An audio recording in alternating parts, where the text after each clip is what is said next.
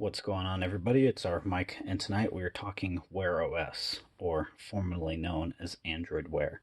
So, first off, we're going to begin with um, I do wish I still had this watch, the LG Watch Urbane.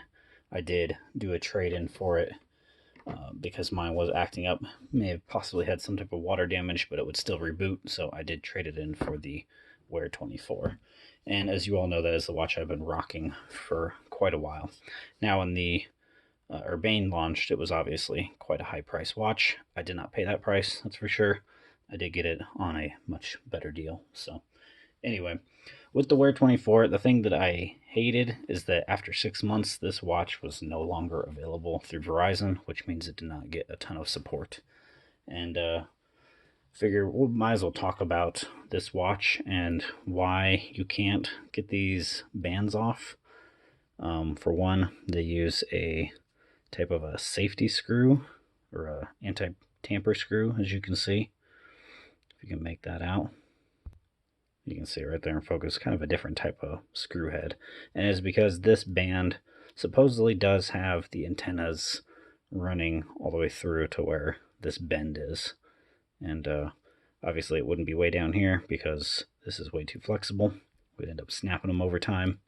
But yeah, we're going to go ahead and take this apart tonight and see if this really does affect the Wi-Fi. And while I do that, we will talk about Wear OS. So let's get started.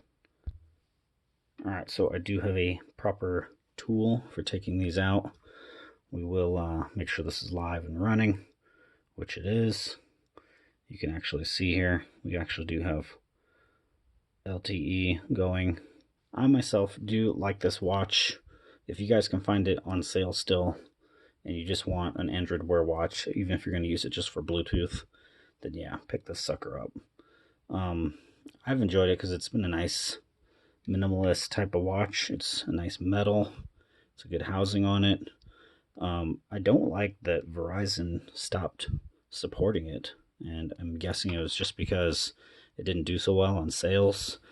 It came out like right at the same time as the LG Watch Sport, and LG's basically LG's stock, what would have been like a Pixel or a Google Watch that launched.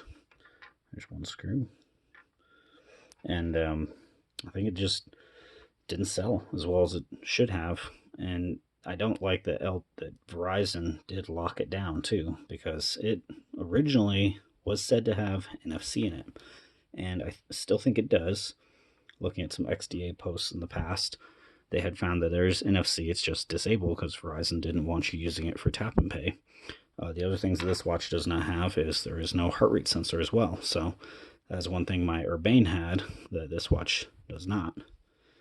But yeah, we're gonna pop this apart. I'm gonna show you why you cannot put other bands on this. And like I say, it is because of the antennas. The only other watch I know that had LTE in the past, besides LG's Watch Sport, was Huawei came out with their second watch that had LTE as well. It was either their second gen, or they had a first gen Huawei watch. And if you guys know which one, go ahead and write that in the comments down below. But with theirs, they actually put the LTE antennas inside the casing of the watch. So that way you could switch your bands and go with some nice aftermarket bands. But with this watch, we did not get that option. So here's our moment of truth. We will pop that off, and looky what we have here. We actually have connectors and a grommet, as you can see. So that grommet is what allows us to keep a watertight seal, that orange grommet going around, and then our pin connectors, and those go into the watch and obviously feed into this band, and that's what gives us our LTE signal. So if we look at the watch here, at the right angle maybe, you might be able to tell there are the holes where those pins will go in. So this section of the watch then is obviously not waterproof, so we definitely don't want to get liquid in there. it would compromise it and more than likely short out some parts. So that would be a no-go. Now, as for if that is affecting our LTE signal right now, let's look and see. And we still have no signal at the moment. We'll even try this. Let's do a reset.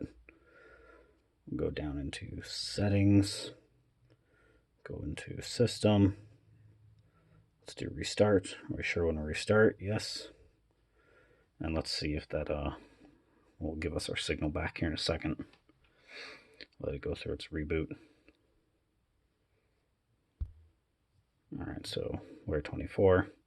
And the other downside is that once Verizon abandoned this, it no longer got any other software updates. It did get a last update I got from Google, pushed this to Wear OS 2.2, I believe. We'll check that here in a second. Let it go through its boot up. Okay, so we are rebooted, and I do have the watch running on LTE. That's why we don't see our cloud with the X symbol through it right now. And you can't really make out my background too well because it is kind of a green background, so it's not showing up on the camera very good. But just to prove to you here, so we can see our LTE running right there.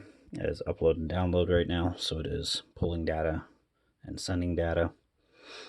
And the way I got it to go back was, for one, I put the band back in, but two, we go into settings, and to force it to be on LTE, you want to go to your connectivity, you want to turn off Bluetooth settings, so Bluetooth is off, and then my Wi-Fi is off as well. So that forced it onto cellular device network, and now we're going to go ahead and pull this top antenna, and we will look and see. We are still getting LTE at the moment. We'll give it another second. So just by pulling that top antenna out, we've obviously lost connection altogether. We can see that we have no data, and we have our cloud with our X through it, so we are not getting any information from the account it is attached to. So that is why you cannot yank this band and put on any aftermarket watch clips. If we wanted to, I would love to, because that would kind of stylize this more, but then we lose connectivity, and this watch is no longer water resistant or waterproof, as we can tell. So that is the downside. Now, if you guys want to get this watch, yeah, you can still find it out there in the world for probably about 50 bucks. Would I recommend it compared to other watches that are out there? Honestly, I would look around and see what you're wanting. I would probably say go with something like the TicWatch C2 that is launching, or go with, we'll see if this will reconnect, or go with, if you want to spend the money and get probably the best of the best right now, look at the TicWatch Pro, or I think it's the TicWatch. Yeah, the TicWatch Pro would be the one to go with. That one is probably the top of the line Android Wear watch right now, or Wear OS watch. You can see we have our LTE now that we had plugged back in this top one. So yeah, I do hope to get some new watches here in the future, but if you're somebody that's needing something right now, those would be the ones to look at, or just wait until Mobile World Congress that's coming up here next month. And normally when Mobile World Congress happens, there are some newer watches that might come out. Most of the other Android Wear watches probably won't be available until later in the year. And then also Google will be doing an event as well normally in January. Yeah, February, Google has an event as well. So there's a chance we might hear about something new on the Wear OS side. So keep an ear out. If you guys like this video, just a little talk about this watch, please hit the like button. Now you guys can see what the band does with this. Yeah, hit that like button, comment, subscribe, and if you have any comments or questions, leave them down below. This is our Mike. I'll see you all in the next one.